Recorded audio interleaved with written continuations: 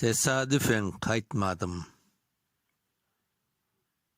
Tesadüfen kaytmadım men uzaktan.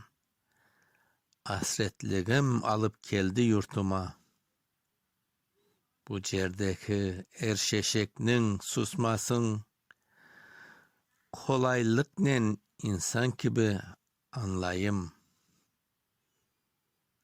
Ebediyen kayttım men ereklerden.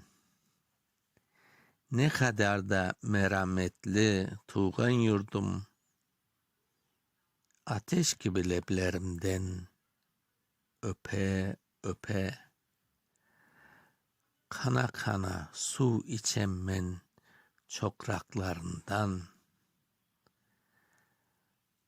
Basro Valeri Magafuroviç. Okuyan Mustafa Şansal.